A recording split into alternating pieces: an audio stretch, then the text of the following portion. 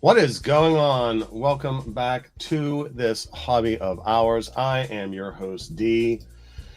And it has been a minute. There has been quite a bit of travel this summer. Been having the summer of my lifetime, the summer of this hobby, indeed. And got a very special episode today. Met a new friend, a new watch bro named Dave, Diamond Dave, when I was in the N, the Y, and the C, hanging out with Tristano TGV at the Urban Gentry meetup for the Longines launch. That was quite good. Got a lot to get through today. Going to talk about how we would cast or not cast the new James Bond. Without further ado, please welcome Dave to the stage. Dave, welcome, my good man. Thank you for having me. Absolute pleasure to have you. We have got the chat running along the side. As I mentioned to Dave earlier, it usually takes a few minutes for anyone to pile into the room. If anyone comes along at all, it's always a pleasure to have people chat and hit us up with the questions as we are doing this thing. So I'm gonna save my wrist check for a minute. But what are you wearing, sir? What is on wrist today? Well, I thought, what better way to be on theme than let's see if we can. Let me get you featured, sir. Hold on, stand by. All right, there you are. Get that in there. Now, Dave has got a man's wrist. What are you clocking in at? 7.5? Something in there. And that is what they call the mid-size, or the 36 millimeter. That is the Prince William version of the Seamaster. So Brosnan era wave dial. Is that quartz? Quartz, yes. So the interesting choice, sir. William dial. Yeah. What if I may ask, what made you go with that size, considering it's your wrist size? You can wear whatever you want. I'm at 6.5, but still I found it a bit too small for me. What made you choose that, sir? So this may be the oldest watch I have. It was actually my dad got it in Spain in the mid-late 90s. Oh, right the on. Real was weak against the dollar, and he went to a store and said, I want the James Bond watch, and this is what they gave him. Oh, right on. Thanks, Pops. Thanks, Daddy-O. Thank you. Yeah, and I, my whole life I thought it was like, oh my God, this is like, a $10,000 thing. And like, I only asked him about it a few years ago because I was curious, like, what was the MSRP on these? I couldn't even find it. He was like, I think I paid like $600-700 for it. Like that's about right. Still a lot. You said it's your oldest watch. It's not your first watch, probably, though. I had some cheaper, like I had an Armatron as a kid. I remember Armatron. I had a Swatch. Yeah. But from a young age, watching GoldenEye, seeing like the close up, and I was like, I want that. I'm sure I can't get one with a laser, but it was such a great pleasure to meet you in New York. Such a cool dude. I knew we were going to be bros once we hit it off, just goofing off, talking watches. Go ahead and represent your shirt. Come up a little bit so we can see that shirt. The Disco Volante. If you are not aware, saucer. If you're watching Never Say Never Again. Also thematic. I think these are actually sold now on the official 007 store. Oh, but interesting. When I got this, it was some seller on Redbubble or one of those like tea printing sites. Thunderball remains one of my faves, and I think probably one of the darkest, most evil female. I want to say villains, but like femme fatale didn't really come into vogue until quite a bit after that. But certainly one of the worst women ever to cross Bond's path. If I'm, Fiona. Is it Fiona? Yeah. Fiona Volpe. Yes. Yeah. And then capable killer, but bad apple. Her Never Say Never Again counterpart was also amazing. Barbara Carrera Carrera played an absolute baddie there as well. All right, so my turn to share. Yes. All right, we got to pay some bills first, Dave. I am, of course, wearing the Hobby of Ours Porsche design shirt with the logo on there and a bit of AI artistic treatment available for purchase at hobbyofours.com.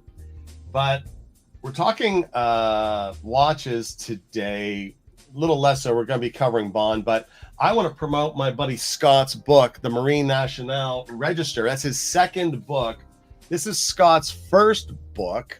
You've most certainly seen this on the Urban Gentry. You've seen it on my channel. Scott is a friend of the channel. We've had him on, done some interviews with him. This book is absolutely fabulous. And this second one is his next tome. And it's very special to me personally because I am wearing the Tudor FXD LHD MOD by D and Friends, my left-hand drive version of the watch, modified. And of course, it is on an NDC strap from ndcstraps.com. Jacko, shout out, is also a friend of the channel. Proper dive watch, proper dive strap. But why it's extra special today is if we were to open up Scott's latest book and find our way towards the end, you're going to find some photography by none other than yours truly. That is my photograph of this very watch taken during the eclipse. And I made a subtle plea to Scott, trying to more or less make a case why it should be included in the book, because only real French divers are able to get this watch from Tudor as left-hand drive. If anyone deserves credit for this, it's probably Adrian Barker, who was the first to cover and broadly cover the FXD when it came out. But he also featured a photograph from a military owner operator that had the regular FXD 2-line issued watch next to a left-hand drive version. And seeing his episodes, seeing that watch, is what inspired me to go have a friend of mine tinker with it. And turns out it is the easiest mod to do. You just have to drop the movement, take off everything, and rotate the dial because the footers sit into the movement in a mirrored position. And I've loved it ever since. There are a couple copycats out there on the Instagram who most certainly saw my documentation of it, but did not give me a shout out. I am absolutely heartbroken by that. But now that I've been published in a tome, I feel it gives rise to my legitimate claim of being the first person to have their watch cracked open and have the work done to it. So that's why I'm wearing this watch today. That was a speech, but that is it was a mouthful. Awesome watch. I can run my mouth. Links are in the description below to go to Amazon or Scott's website to pick up this. I do hope to have him on the channel very soon. I will most certainly be doing one of the Hobby of Hours Watch Book Club episodes on it. I've made my way through it over the course of the weekend. Fabulous book. Jacko, I hope you're watching. I want to see you in the chat, sir. But let us talk a little bit more about what brought us here today, my friend. We were in New York having a beverage, talking about our mutual love of James Bond. And to be fair, I'm a bit of a novice when it comes to it. I dare say Diamond Dave is well steeped in Bond knowledge, probably one of the most encyclopedic Encyclopediatic. Let's go with that. Yeah, all the above for knowing James Bond. So it's always great to meet someone with a shared passion. It's even better to meet someone who knows more than you, because there's better opportunity to learn. So how did you first come into your James Bond knowledge and love? Oh, I mean, I think it's the same answer for most of us. Like our dad started this when we were young. Remember, I was probably just turned 6 when GoldenEye came out, and my uncle brought over like a VHS tape copy from pay-per-view, and it was one of like the only 3 VHSs we had. So I watched that. I've seen GoldenEye, a billion times. Me too. I'm insufferable to watch that movie with because I can just, do the entire dialogue in real time. I love doing that too. It tends to annoy most girls, as I've witnessed, but yeah. Shout out to Rick. What up, Rick? Welcome to the program, sir. So yeah, it started there, and then TBS had the special at Thanksgiving and Christmas, 7 days of 007. So we watched those, and then we go to Blockbuster when that was still a thing, and we'd pick out a different Bond movie in each time, and I was just right on. It's just like he was the coolest guy you could ever be. Yeah, that's fair. Which kind of brings us to today's topic. When Dave and I discovered we wanted to do something Bond worthy, Bond discussion, but we wanted to bring something new to the table. And even Dave said to himself, eventually said it to me, what could we touch upon that hasn't already been explored ad nauseum? And that's a fair question. I think we may have touched upon it for this one. So what we set out to do was the top 5 worst actors to put into the role of Bond. And I found that absolutely hilarious and very easy to do. I found my 5 very quickly. I think it was maybe his idea, but he was not able to come up with 5 really awful actors to fit into the role. So we flipped the script a little bit. I came up with 5 actors who absolutely should not be in the role. And he came up with 5 really excellent casting options to go into the role. Maybe some names that haven't been bandied about thus far by the larger community discussing, who should be our next Bond. But one caveat to my list, so I could be fair and not just be railing against actors that I otherwise respect, I gave at least one reason why each of my bad picks could conceivably pull off the role. And not necessarily from a perspective of, feature film, but like in real life. Like if MI6 was really desperate and they needed someone to drop into the role, what's one reason why this particular individual, and sometimes it's an actor, sometimes it's a character, to be fair, I had a bit fun with it. So that is how I approached it. So why couldn't you come up with 5 bad actors, dude? What was that? What were you? Because you do some acting yourself. Maybe it's because you respect the craft. Is that why, or what made you stumble a little bit, sir? It's not necessarily. It's more the list for someone who can't do something is much longer and indefinite than someone who can do it. So it was. Oh, that's interesting. No struggle.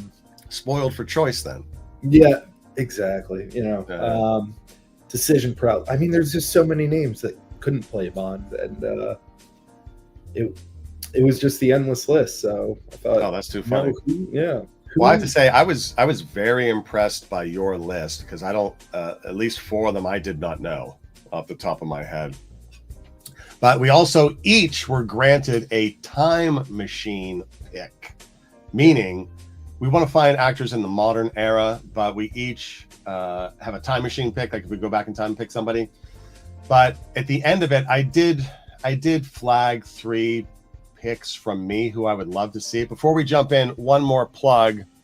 The hand tech tool that you may have seen debuted in the Hand Heart video is about to come to market.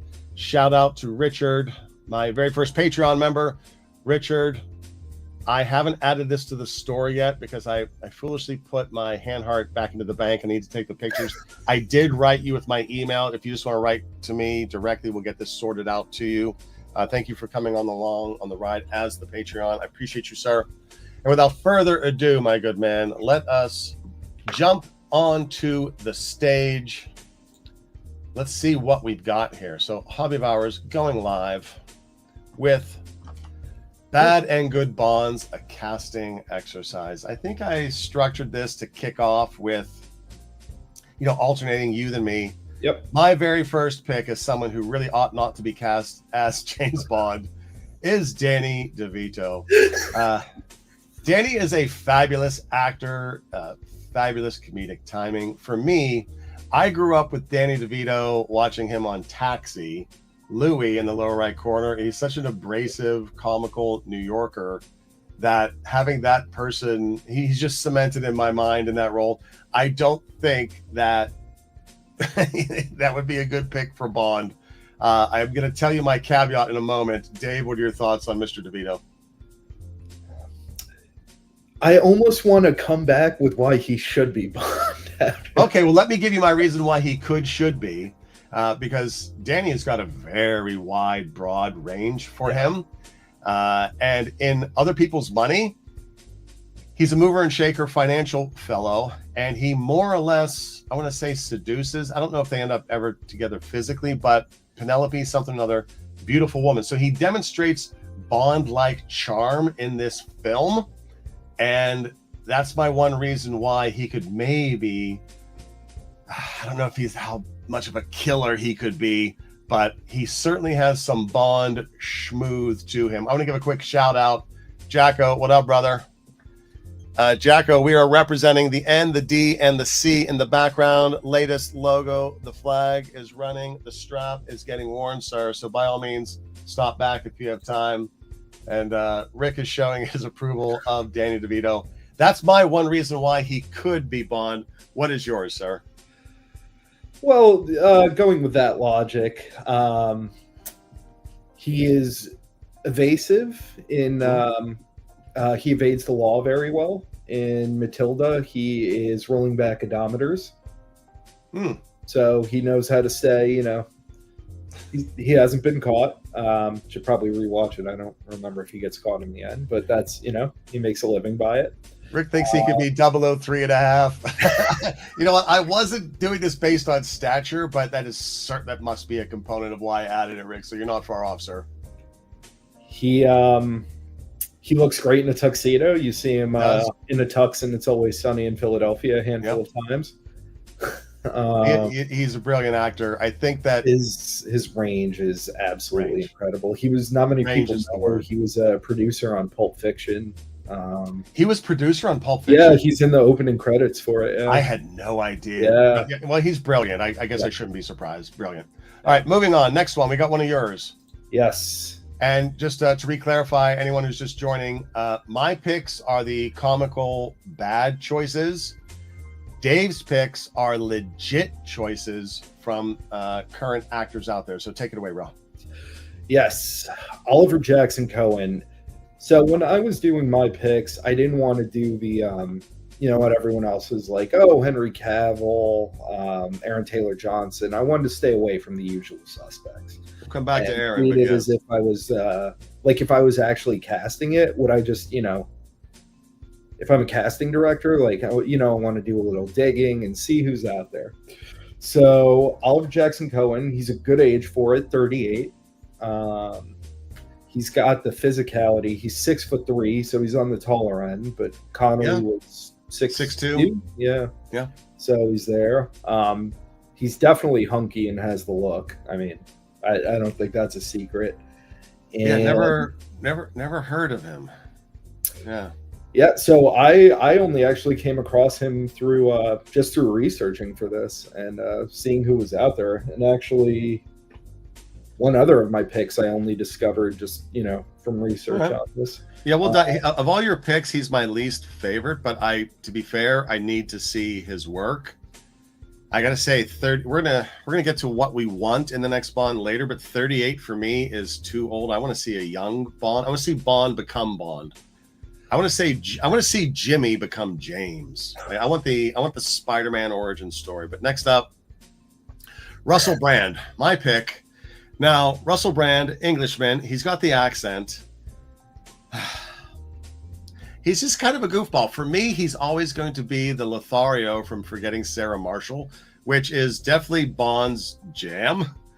But, and you know, once upon a time, he did pull Katy Perry. So, and I do believe him to be smart in addition to be funny. Although ultimately, he needs to bulk up a little bit, maybe get a haircut. You know what? If he had a proper haircut and put on 15, 20 pounds of muscle, I might be changing my tune, but ultimately he might be too hippie to be a killer, and maybe for his personal proclivity wouldn't sign on to being an assassin. Thoughts? I agree. I mean, I agree. He was fantastic in Forgetting Sarah Marshall. He's got the womanizing down, at least. He's got the womanizing down. He had some fun with the housekeeper. But I mean, I could see the look with a haircut. And, actually, I didn't think about giving him a haircut until 2 seconds ago when I said it. But getting him a haircut, bulk up 15, 20 pounds of muscle, maybe do some jujitsu and some other striking, and I don't think he's a killer, which is probably a good thing generally in life. But I think to play a killer, you have to be okay with why you would need an MI6 killer. I don't know. Moving on. Next up. Yes. I am familiar with this guy, but take it away. Yeah. So he is a couple years young, 3 years younger than Oliver Jackson Cohen, 35. Okay. He's 6'2", so he's got the height. He has a kind of Fleming-esque look to him. I'll give you that. He's just someone who, like, if you've read the old Fleming novels in the 60s, he has that kind of look that I picture. 50s, okay. And yeah. But I saw him in Masters of the Air. I thought he was fantastic. Great actor, and I don't know. He's got the look, and he can act. So, and he pulled Dua Lipa, so he clearly has the charm on and off screen. Had a good turn in Dumbledore. I've not seen him in anything else. I think he is definitely a solid pick. Unbeknownst to Dave, I structured his choices in the order of how good I think he did on picking them. So I didn't tell Dave before that, but Dave's picks go from strength to strength as we work to number one. Ultimately, has some amazing picks, and I think that you need someone who has Diamond Dave's depth of knowledge on Bond to give the right reflection, because I am a bit of a nutter, as is evidenced by my next choice. I think Larry David is probably one of the funniest, obscure, worst possible picks for Bond anyone can have. He is, first of all, I want to respect his intellect and his knowledge. I understand him to be brilliant. I don't know him personally, but clearly he's executed so well on so many things. He must be brilliant. But he is perceptibly one of the most annoying people I could ever picture, based on his performance of being an annoying person. But in his defense, cleans up all right in the lower right. That's probably due to a fashion advisor. And so he can wear a suit well. He would definitely be under the radar as an MI6 agent. And moreover, Jennifer Lawrence admitted to having a crush on him. It was a really funny exchange on social media. So he can pull a young fox like J-Law, but for me, just having someone, like, obviously when he plays the annoying characters, that's probably not who he is in real life. Otherwise, he would have no friends. But I just found it very comical. Thoughts, sir? Yeah, I mean, I'm a huge fan of Curb and Seinfeld. He could go under the radar because you would definitely not pay attention to him in the spot. When I knew you were coming up with the five worst, I was actually torn. I was like, who would be a more interesting choice, Larry David or Jerry Seinfeld? Well, I think Jerry, obviously, okay, Jerry's younger and would be able to achieve the fitness rigors. I mean, we're just having fun here and playing, sure. But Larry David's in pretty good shape. Is he? I mean, who knows? Maybe he would be an awesome MI6 agent. Who knows? Like, we're talking, I'm kind of bridging the gap between, okay, an actor that would play it versus someone who could pull the role off in real life as a member of MI6, which is a little bit ridiculous, I realize, but my show, my fun. And Dave signed on for it. So he gave tacit approval to my approach. But moving on from Mr. David, Anthony Boyle. Yes. So this may have been my first pick. He was also in Masters of the Air, fantastic in that. And what I was most impressed with him, there was a series, I think it came out earlier this year, late last year, called Say Nothing. Okay. And it's about the Troubles in Northern Ireland. And I thought he was fantastic in it. I found him to be very charismatic, even though he was more of a freedom fighter role in that. But he's classically trained. He's 31 years old. All right, getting closer to my age requirement. But this is where I was surprised. I always thought he was kind of taller. When I looked last night, he was 5'7", which I was. Wow, that is on the shorter side. Daniel Craig was our shortest of the Bonds. He was at what, 5'9"? 8? But he has the look. I've not seen his work. That's why some of your picks are so stand out good for me, introducing me to new talent. He has the look here. Is he British? Just out of curiosity. I believe he's Northern Irish. Okay.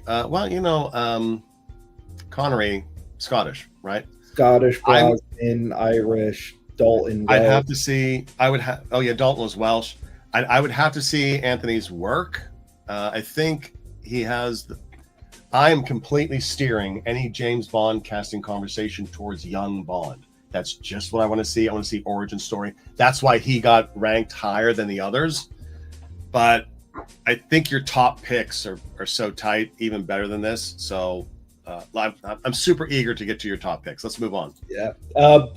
Sorry, just quick. Yeah. Toward the Going end, back. I forget. I wanna pick a bone with you at the end about the young Bond. Oh, okay. Outstanding. So we'll circle back. I'll probably put you on mute then, but okay. My next choice for bad Bond, Gerard Depardieu. Now, I think he's in the news lately for some chicanery, if not bad stuff. I don't know how that works. I wasn't there, but I think he'd be a bad pick. He's just got too much nose. He's not going to be able to be stealthy if part of his body is entering the room before the rest of it. And even though I've got him included from that picture in the lower right corner where he was Cicero, is it Cicero de Bergerac? I don't know. Perhaps. But that's a prosthetic nose. But even under normal circumstances, large nose, fabulous actor. Otherwise, tall, bit of a brute, not very agile, but certainly very strong. Certainly a great actor generally. I know some things about his personal life that I read while researching this. I'm not going to repeat. But any thoughts on GD? Yeah, I mean, the only thing I can think that I've seen him in was Man in the Iron Mask. And he'd make such like a cool character actor. Like I feel like he could be a henchman. Yeah. You know what? You're right. Henchman. He's a bad guy. That's well put. And your picture in the bottom right, that reminds me of Robin Hood Men in Tights. And Robin goes undercover at the archery competition. Yes, I mean, identical almost. To Rick's point, absolutely. I think all of the actors previous were relatively unknown, although Remington Steele certainly got him the audition. I think that Daniel Craig Layercake is what got him his job, but those were unknown, right? So Brosnan, the producers knew him before Remington Steele. He was on set for maybe it was around they could have known him for that, but he met the producers. His wife at the time was a Bond girl in For Your Eyes Only. She was Liesel, so he was on set. Who's the actress? She had passed away, sadly. Tell me offline. I would love to know that. I love me some Bond trivia. Yeah. So but mostly, you. I think to Rick's point, you need to have, you need to have an unknown because you don't want baggage being brought in, right? Remington Steele just so happened to be Bond-ish to begin with, but the others more on the Saint. More on the Saint, yeah. The Saint for Roger Moore. You know what? I don't know. I do like the idea of an unknown. Yeah. All right, Dan Stevens, an excellent pick. Probably your finest pick, because I think your last pick is your time travel pick. Yes. I haven't seen him act, but strictly this photo, yeah, that dude could be Bond. So it's ironic you say this is my best pick because he is the oldest. How old is this dude? 42. Oh, wow. Well, let's not forget, I think Roger Moore was 42 when he started. Roger Moore was the oldest. He doesn't, if I'm being honest, he doesn't look it. And to be fair, the pictures I may have found on him were maybe from the beginning of his career. Like, you'll see my picks where I'm going in the modern era, but this fellow in this picture, if he was cast during that era, which at this point is probably a swap for Craig, He has the look. I don't know about his acting chops, but he has the look. So to his acting chops, he has done Downton Abbey. He's done some Agatha Christie. So just like, Beauty and the Beast, but really classical stuff. And Dalton, who has been going through a renaissance maybe over the last 10 years or newfound appreciation. He was a Shakespearean theater actor. So at the time it wasn't appreciated, but now everyone seems to love Dalton. So, well, I mean, the first Dalton film for me, I think people's Bond is the first film they saw growing up when they were 13, typically, right? Eventually people navigate their way back to Connery, sure. But Dalton's, The Living Daylights, For Your Eyes Only, and BB, the one before, I was a little bit on the younger side. So when that one come out, that was my favorite Bond. For me, it's one of the more perfect Bond films for a handful of reasons, which we can discuss that. The Living Daylights. Oh, yeah. Let's have another episode where we discuss why we think each one of our favorite films is the perfect Bond film. I got about 6, but anyways, this cat could. I have 6 too. That's funny. Yeah, basically each Bond has one perfect film, with the possible Connery maybe having 2 perfect films, and Lazenby we can't really count, although there's some perfect elements. It seems the only criticism on Her Majesty's gets is Lazenby himself, but the movie itself is great. Yeah, he was quite a lout in person, as I understand, and it's unfortunate. I think the killing off the wife, spoiler alert, in the last 2 minutes. If you read the book, you knew it was coming. Well, going through his drawer of tchotchkes.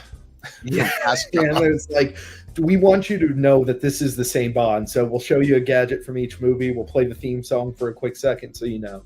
Dude, I think we could probably do Bond live every week. I'm getting back on task. Task. Yeah. Next one up.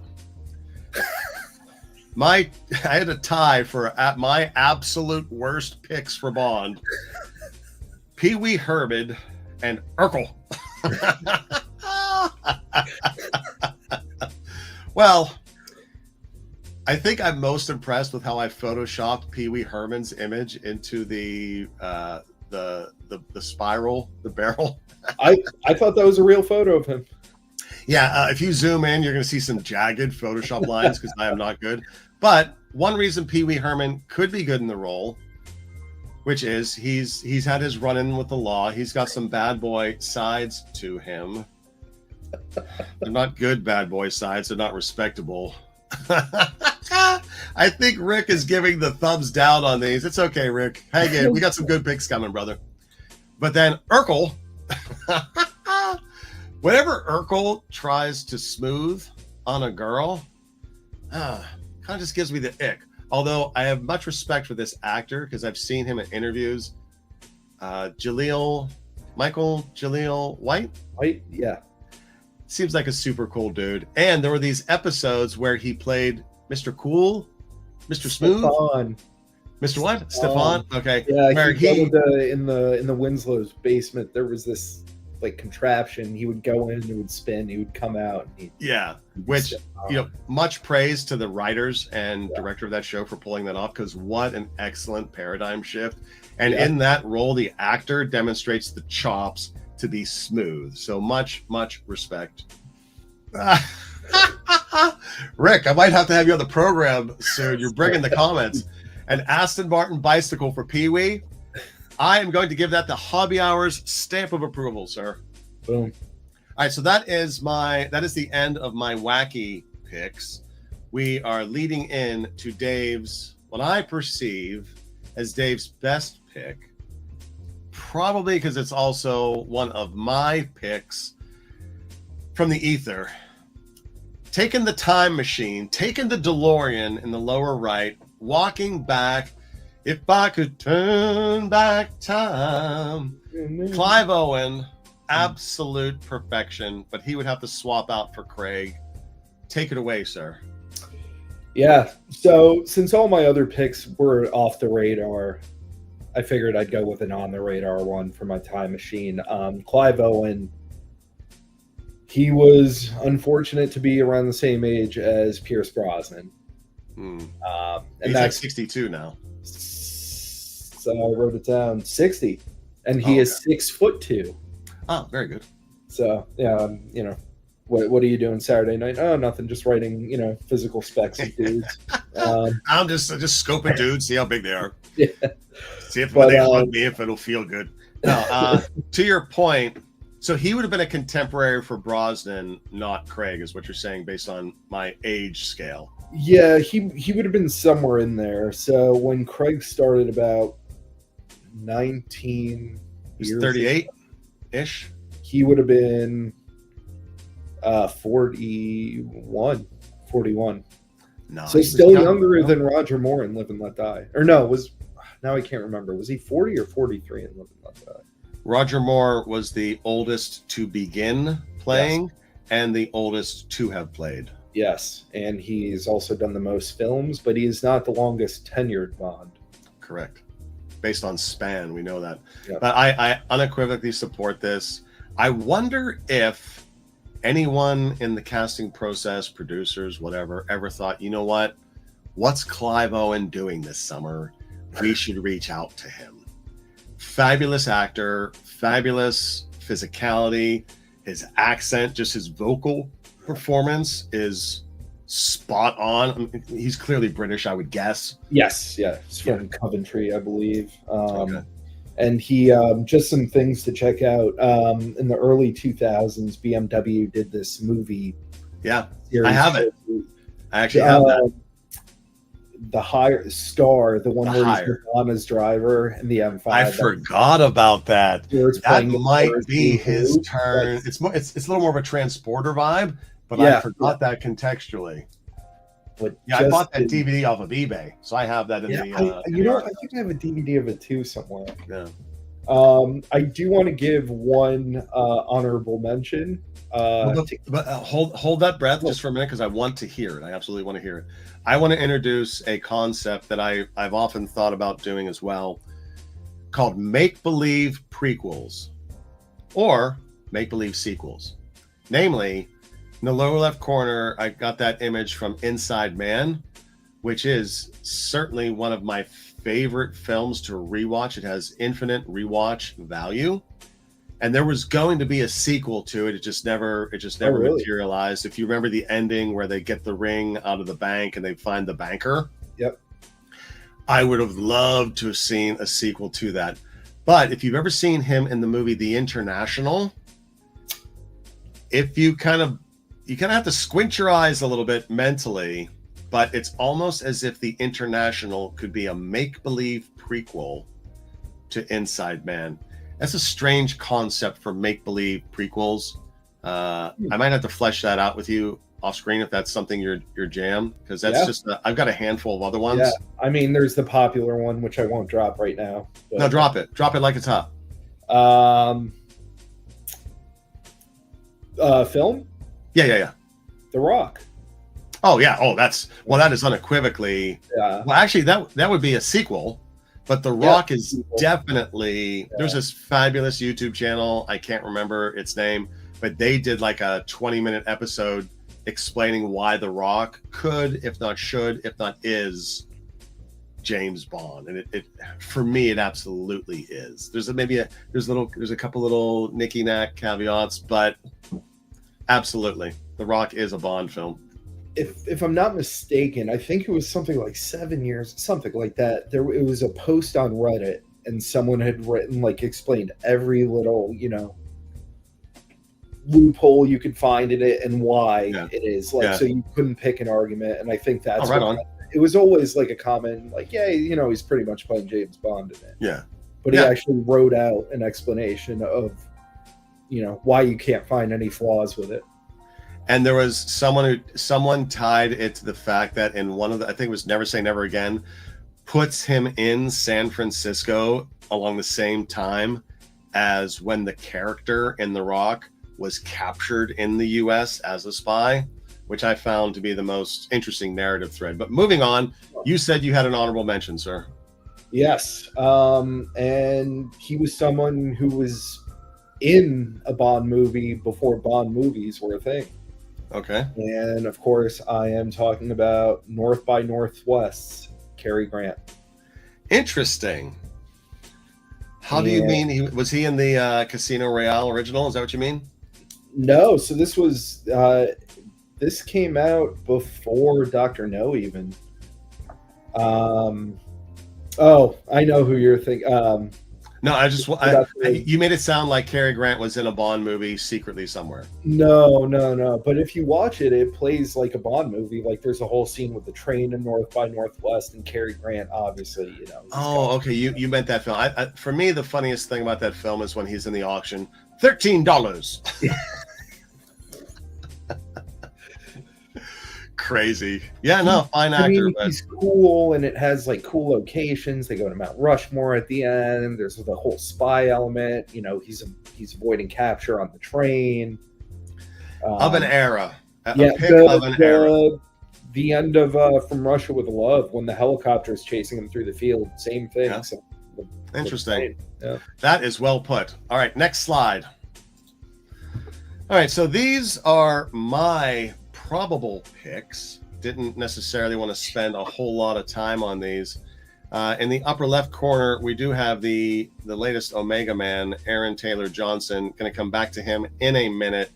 But I think Tom Holland is a fabulous actor. Obviously, he is signed away to Spider-Man into, years? Probably. I don't know how many years.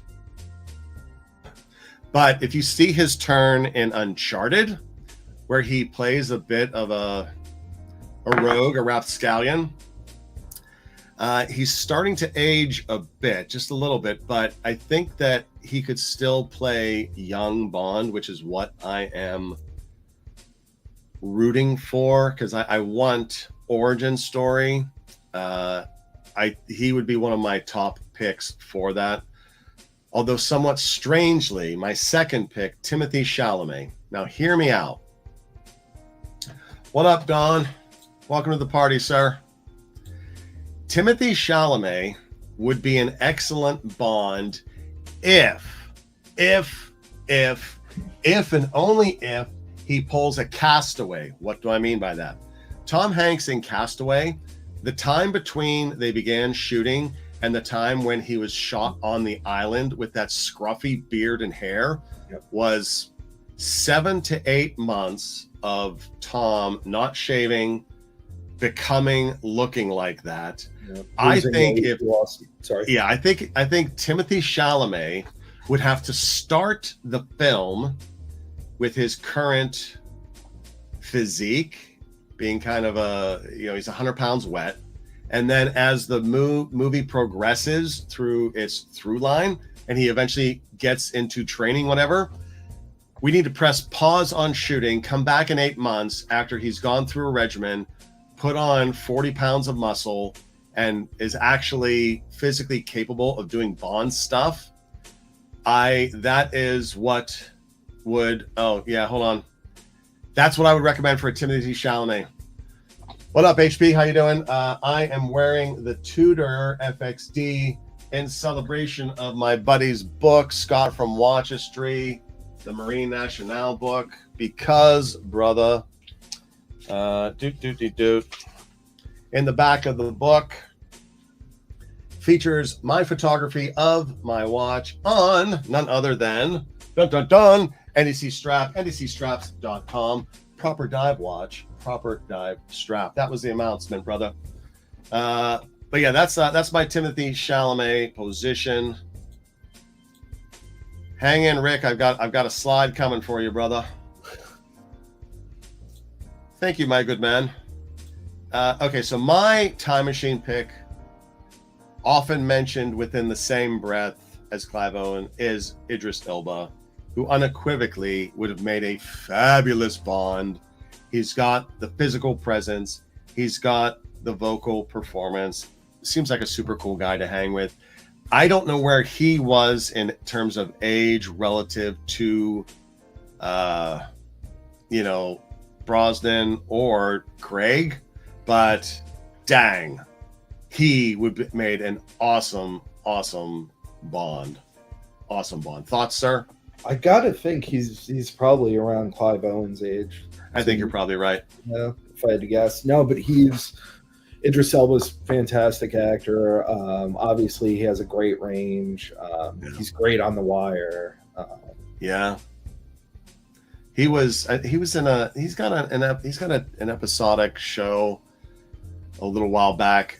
I didn't grasp onto it because he played weak in part of it, and it's just, look, Idris Elba is not weak. I don't care. You cannot play a weak character. I just couldn't buy it. I couldn't sign off. I'll believe Superman can fly before I would believe Idris Elba would be weak in a scenario. That's just me. All right, so coming to the last slide. Now, I am not angry. A lot of people were angry about Aaron being more or less flagged as the probable Bond. Now, in the most of the publicity photography leading up to the discussion, leading into his Omega ambassadorship, he had that wacky, goony, curly hair. And I thought to myself, all this kid needs is a haircut and he could become Bond. Boom. Look at this. To me, he looks like he could be Daniel Craig's younger brother with better hair. I ain't mad at the pick. If he walks into the role of Bond, I loved Kick-Ass. I loved the film. I loved it conceptually. Yes, he was far younger then. He's still, like, if you saw him in that, what was that superhero movie he just turned in? He was in one of the Avengers. He was. Yeah, it was he was wearing Craven. I actually watched that on the plane. The film had its challenges, but he acted well. He's got his physical performance down. He can step into the Bond role's physicality, which is something that Daniel Craig brought to it that I think the previous Bonds didn't. I feel Daniel Craig was the only one who was physically up to the rigors and challenges of doing the Bond type stuff. But I think this kid could totally pull it off. Looking at HP, I don't know Sterling Brown, brother. Have you heard of Sterling Brown, Dave? I'm not sure. I know Sterling Archer. I don't know. What are your thoughts on? I'm going to look it up on the side computer. What are your thoughts on him, sir? As far as all like the big names that have been thrown out, because obviously his name is in the hat, I think he would be a great pick. I haven't seen too much of him, but he seems competent from what I have seen. But he definitely has the look down. Completely agreed. Who are some of the other ones that are in the mix, or whose names? I don't know. I mean, you've mentioned Henry Cavill. I'm not surprised. I think Henry Cavill, fabulous actor. I think he's too beat. He's too jacked right now. He would need to cut muscle down, but he's tall. He's imposing. He's in his 40s too, I believe. Yeah, I think which is a bugaboo for you. It is personally because of where I'm leading. Much respect to him as an actor, but I do want to see the younger Bond. Sidebar back to Sterling Brown. That dude is a fabulous actor. I think for me, I've seen him play too many competent villain characters that I don't know that I would find it as believable as Bond. But how old? I don't know. I can't tell how old Sterling is. He is. He's a remarkably good actor. How much? How old? 49. No, he's aged out for me, but amazing actor. Okay, so you wanted to slap me in the coconut for my wanting young Bond. Lay it down, son. In fact, you know what? Let me feature you for your SmackDown. Oh, go ahead. We'll put you on center screen. Go ahead. So after 2 decades of the Craig era, which has been, that's a stretch, isn't it? Contentious, yeah. 19. I mean, Casino Royale was 2006, so 20 years. Oh wow. And he was probably announced before that, so it probably has been 20 years since Craig was announced. Yeah. What I miss most is a formulaic Bond movie, and I feel like we never got that. Spectre was maybe the closest we got to that, and that movie, of course, has its flaws. The whole brother thing, but I want the new movie to start just business as usual. We had kind of the origin story with Craig, not origin, but how he became Bond, how he got his 00. There is, of course, next year there's that new James Bond game coming out, First Light, which is about a young James Bond and how he becomes James Bond. Now, whether that'll be canon or not, I don't know. But I believe there's some new Omega models in it. Interesting. Yeah, in the trailer they teased. There's like a shot with a case, and there's some Omega chronographs in there that I believe are new. But yeah, so I want business as usual. I want the cold open that has nothing to do with the plot. I want the opening credits. I want Bond walking into M's office. I want him to give him, whatever his assignment. He goes to Q Lab, gets his gadget, goes to 2 or 3 exotic locations, big shootout at the end, and he ends up with a girl in the water somehow. That's it. You know what? I'm this close from muting myself so I don't talk over you and interrupt you because I disagree with so much of what you've said. Go. And I don't want to be a rude host. No, please. Look, buy a Blu-ray player, get it on streaming. You've got at least 15 of that. Give me what I want. I was not satisfied with the Craig. Well, Casino Royale is Craig's perfect film, but what I wanted going into it was origin story. Didn't get it. Question for you as someone who's read the books. The very first books, or maybe episodically throughout any, is there canon material talking about extensive periods of his youth? So it's mentioned in the short story Octopussy. I'm pretty sure it's Octopussy, where his parents are mentioned. They died in a climbing accident, and the man, is it Hans or Franz Oberhauser, raises him. There's not, off the top of my head, there's not much more I can recall specifically. Okay. After Fleming saw Dr. No and warmed up to Connery, he made it canon that Bond was half Scottish. So his father was Andrew Bond Scottish, and his mother was Swiss. It was either Monica or Monique de la Croix. Oh, wow, you're going deep on that one. Yeah. Real quick for HP. Too soon, brother. Too soon. She needs to write out this Blue Jeans issue. Oh, Sydney Sweetie. Oh, yeah. She's too American for a Bond film. But to your point, and rolling back, we have Vesper's commentary on who MI6 likes to recruit, right? And I can't remember how she phrased it, but SAS types, maladjusted SAS types or whatever. Orphans. Because here's the thing. He probably fell into some trouble that landed him in the Navy, that then in turn, that structure gave rise to his ability to function in military environments, which would have led to him transitioning naturally into the SAS, and then coming out of SAS to MI6. Okay, yeah, this guy is, it's the same qualifications for NSA and CIA. Like, they want people not quite who can turn off that part of their brain of moral compass, so to speak.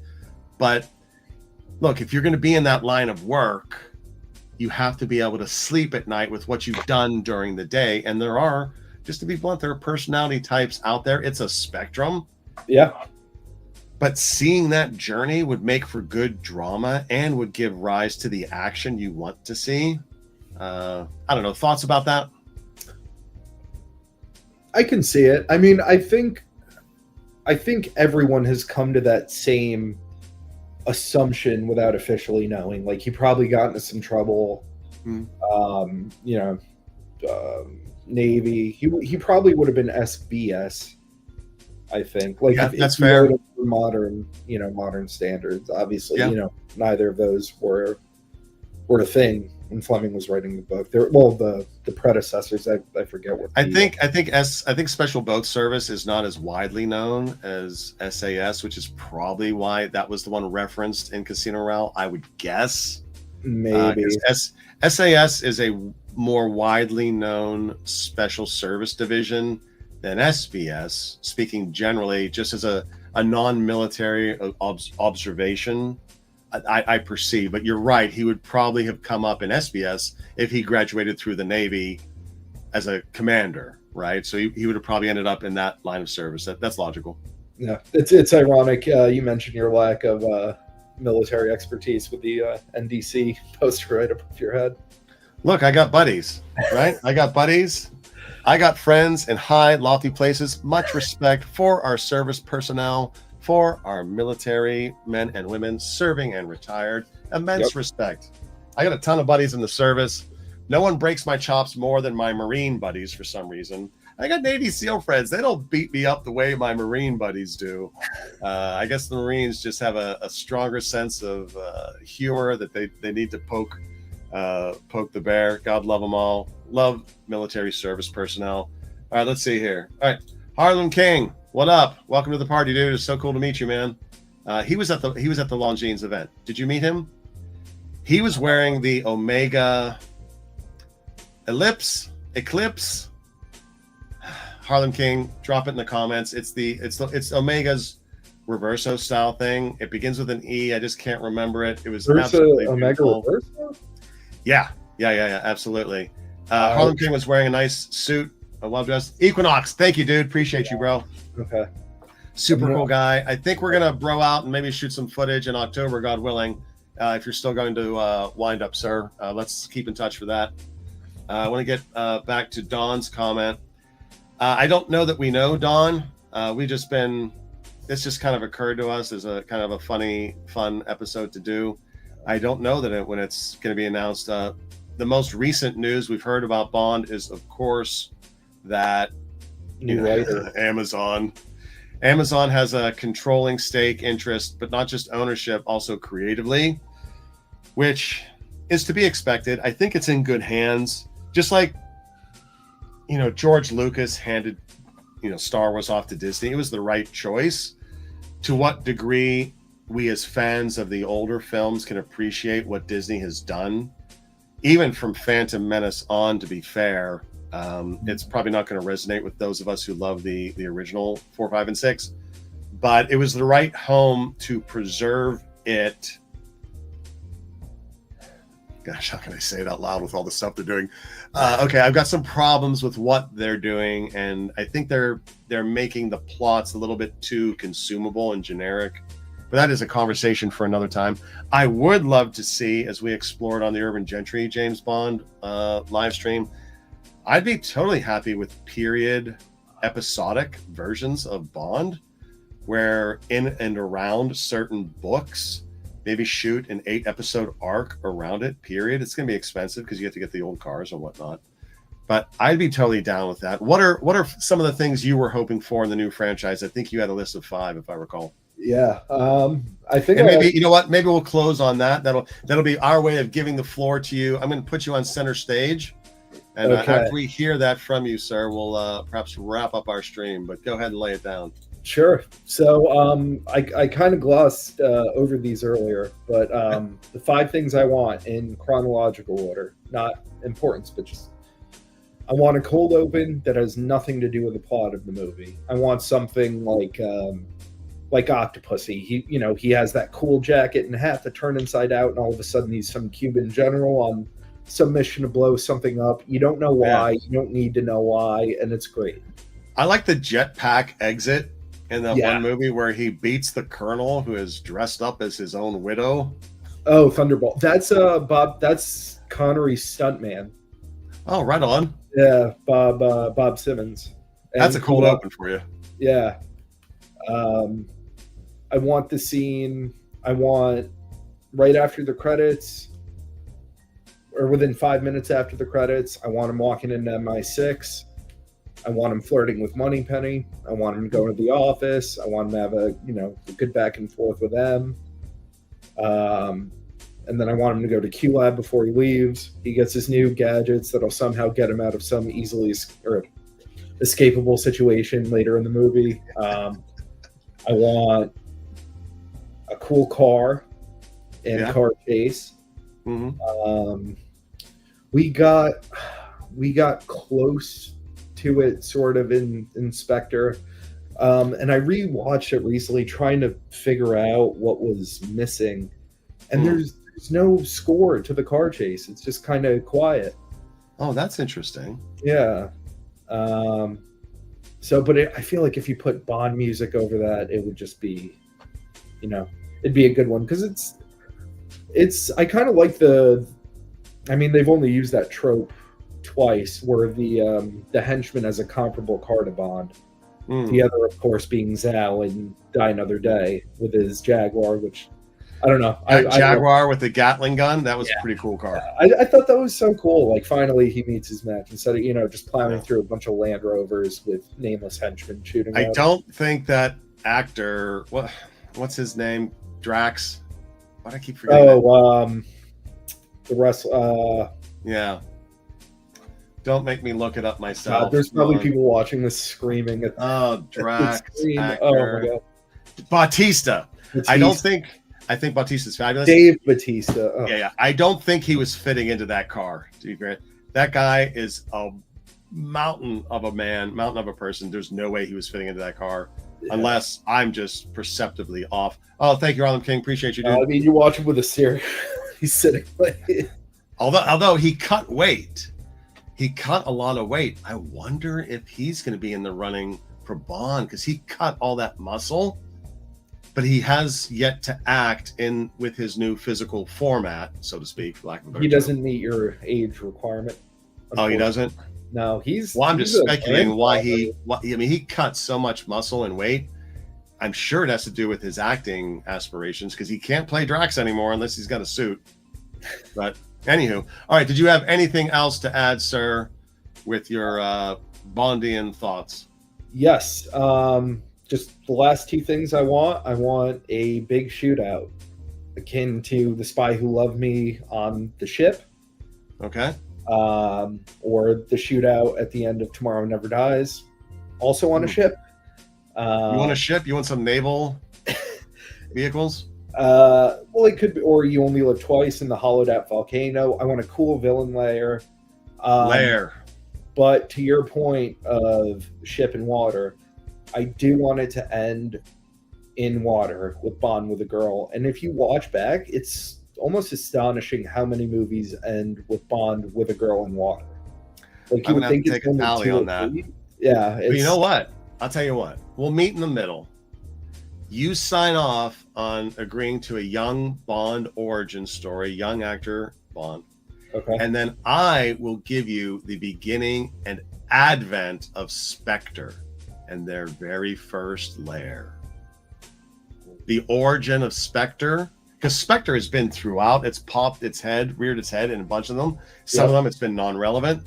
Yep. But seeing the origin of Spectre and the origin of Bond happen in the same film, I should be a producer. I should totally be producing this film. That way, by the end, we get Bond, and the end scene of my Bond film is going to be him walking to the office where he does his first, either walking to the office. Actually, he beats up the dude in the bathroom, cleans himself up, and then him walking into the office building to meet that old cat he shot in Casino Royale. And then we can have some sort of relational tie-in to Spectre and their first lair. Okay. Because Bond walked into this dude's office, right? Like, Spectre's gonna be like, no, we can't have him going into our hideout. So that could be it. All right. I think with that, we shall adjourn and sojourn. Thank you to everyone who came along for the episode. Hope you found it a bit of fun. If you came in late and want to see some of the stuff that happened earlier, we are celebrating the Marine Nationale Register from our buddy Scott at Watchistry. We're celebrating ndcstraps.com. Proper dive watch, proper dive strap. Shout out to Jacko. Both of them are friends of the channel. If you have a late 90s into the 2000s hand heart with the special 3-prong caseback and need a tool to open it, here you go. The HandTech tool will be made available on the website at some point in the very near future. If you want one ahead of time, go ahead and write me. It is hand heart approved and such a good bit of fun. Thank you, my good friend Dave, for coming along the ride. And I think that we've set precedents that we're gonna have to come back to this subject, because we can clearly keep mining James Bond for subject matter. Am I right? An endless amount. Endless amount of blah blah. Endless amount, and I'm sorry for those who have to put up with it. Now look, it's optional. That's true. You know, thankfully we live somewhere where that is optional. But Yeah. I want to thank you so much for having me on.